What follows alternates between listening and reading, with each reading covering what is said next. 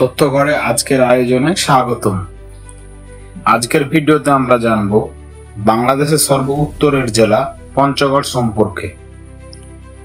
রংপুর বিভাগের এই জেলা বাংলাদেশের ১ নম্বর জেলা হিসাবে পরিচিত।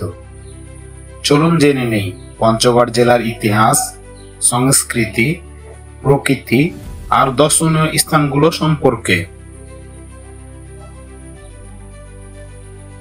পঞ্চগড় জেলার ভৌগোলিক পরিচিতি। পঞ্চগড় জেলা বাংলাদেশের সর্ব উত্তরের জেলা। উত্তরে ভারতের সিকিম ও দার্জিলিং,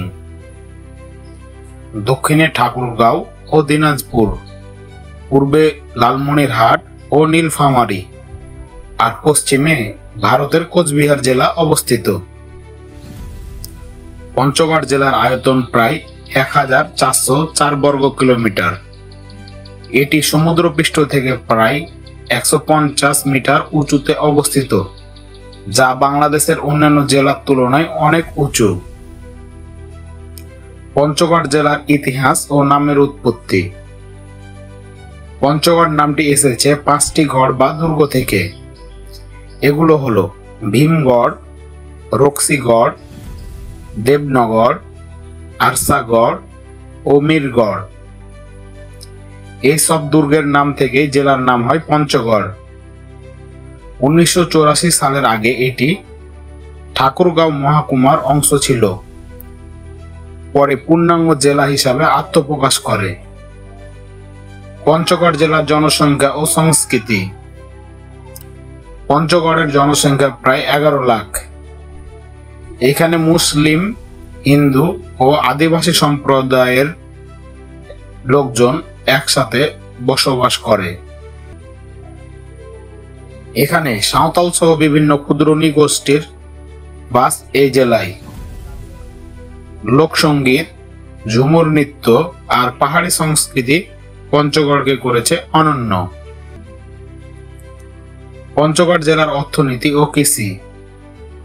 পঞ্চগড় বাংলাদেশের চায়ের জেলা নামে পরিচিত। এখানে ছোট বড় মিলিয়ে শতাধিক চা বাগান রয়েছে। চা ছাড়াও ধান, আলু, গম, ভুট্টা, আখ ও আম উৎপাদিত হয়। আপনি হয়তো জানেন না, বাংলাদেশের প্রথম বোতলজাত মিনারেল ওয়াটার ফ্যাক্টরিও এখানে স্থাপিত হয়।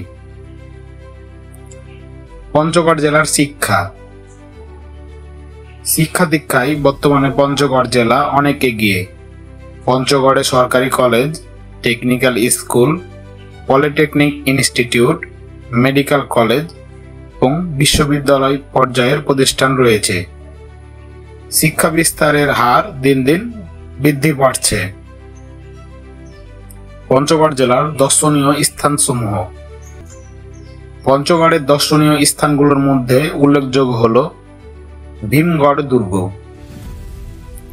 বাংলাবান্ধা জিরো পয়েন্ট, তেঁতুলিয়া থেকে দেখা কাঞ্চনজঙ্ঘা পর্বত, দেবনগর রাজবাড়ি, মিরগড় ও রক্সিগড়।